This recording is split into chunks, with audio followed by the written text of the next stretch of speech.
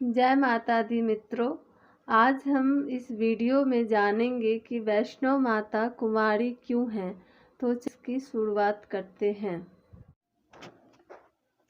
त्रिकुटा का स्वभाव जन्म से ही अनूठा था। बचपन से ही वह पूजा पाठ और धार्मिक कार्यक्रमों को देखकर प्रसन्न होती। अभी 10वां साल शुरू भी नहीं हुआ था कि त्रिकुटा को यह पता चल गया था कि भगवान विष्णु ने भगवान श्री राम के रूप में धरती पर अवतार ले लिया है। त्रिकुटा ने यह व्रत ले लिया कि वह भगवान श्री राम से ही विवाह करेंगी, अन्यथा आजीवन अविवाहित रहेंगी। त्रिकुटा ने अपने पिता से कहा कि वह रामेश्वरम के तट पर रहकर तपस्या करना चाहती है। शर्त के मुताबिक रत्नाकर ने उसे नहीं रोका। 10 वर्ष की उम्र से ही त्रिकुटा समुद्र तट पर एक कुटी बनाकर रहने लगी। वह भगवान श्री राम को पति मानकर उनको पाने के लिए कठोर तप करने लगी। इसी तरह घोर तप करते हुए त्रिकुटा को बहुत बरस बीत गए। सीता हरण के बाद भगवान श्री राम लक्ष्मण के साथ दलबल लेकर सीता की खोज करते हुए रामेश्वरम पहुँचे। श्री राम को पुल बांधने तक यहाँ ठहरना था। भगवान एक दिन विचरण कर रहे थे, तभी समुद्र तट पर एक तेजस्विनी ध्यानमग्न कन्या को देखकर बहुत चकित हुए। उस कन्या के ओज और आभा से वह स्थान अलग ही रोशनी से प्रकाशित हो रहा था। भगवान श्री राम कौतूहलवश उस कन्या के तपोस्थल तक पहुँचे। प्रभु ने उस कन्या से पूछा, तुम कौन हो देवी, और इतनी कम उम्र में इतना कठोर तप क्यों कर रही हो? ऐसी क्या अभिलाषा है जिसके लिए घोर तप करने को विवश हुई? कन्या ने भगवान को विनयपूर्वक प्रणाम करके अपना परिचय पंडित रत्नाकर की पुत्री त्रिकुटा के रूप में दिया। फिर अपनी प्रतिज्ञा बताई। त्रिकुटा जान गई थी कि उनके सामने साक्षात भगवान श्री राम ही खड़े हैं, इसलिए उन्होंने निवेदन किया कि आप मुझे पत्नी के रूप में स्वीकार कर लें। त्रिकुटा को यह सुनकर आघात पहुंचा। उन्होंने अपने कठोर तप का वास्ता दिया और भगवान श्री राम से विवाह करने की पुनः याचना की। त्रिकुटा ने कहा, प्रभु, मेरा तप व्यर्थ गया। मेरे तप में वह शक्ति नहीं कि आपको प्राप्त कर सकूं। मेरा तप अभी कम है, तो मैं इसे और कठोर करूंगी। भगवान ने कहा, जब मैं सीता का पता लगाकर लौटूंगा तब तुम्हारे पास आऊंगा। यदि तुम मुझे पहचान लोगी तो मैं तुम्हारी इस बात पर सही निर्णय करूंगा। त्रिकुटा को इस बात से बड़ी प्रसन्नता हुई कि उसका तप सफल है।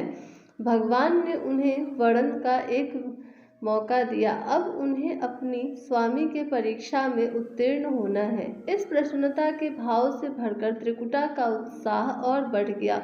उन्होंने और कठिन तप करना आरंभ किया। उनके तप का प्रभाव ऐसा था कि उनकी कुटी के आसपास का पूरा क्षेत्र एक अलग प्रकाश से प्रकाशित होता था। भगवान श्री राम ने रावण के साथ युद्ध कर उसे हराया।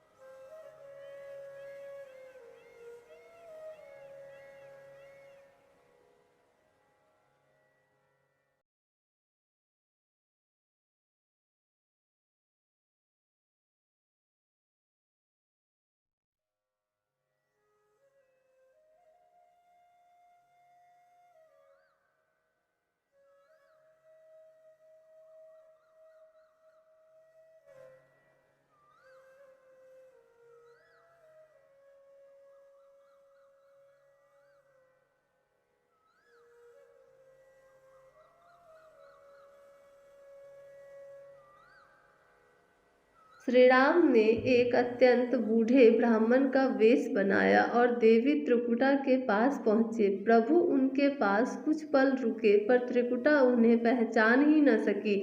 भगवान ने उन्हें अवसर दिया, पर उनकी लीला को देवी त्रिकुटा भांप न पाई। तब भगवान श्री राम अपने असली रूप में आ गए।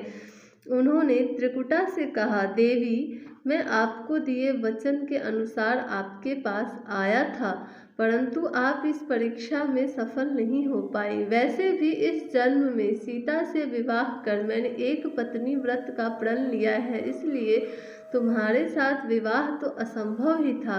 देवी त्रिकुटा कुछ निराश हो गई। भगवान ने उनकी मनोस्थिति समझ ली और मधुर वचन में बोले,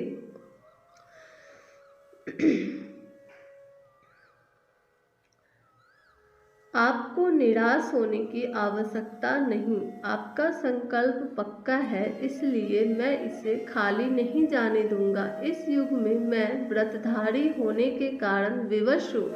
कलयुग में मैं जब कल्कि के रूप में अवतार लूंगा, तब मैं तुम्हें अपनी पत्नी के रूप में अवश्य स्वीकार करूंगा।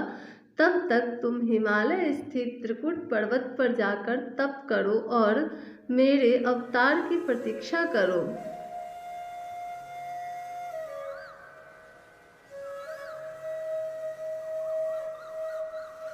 भगवान ने उन्हें वरदान देते हुए कहा, तुम भक्तों के कष्ट और दुखों का नाश करते हुए इस संसार का कल्याण करती रहो।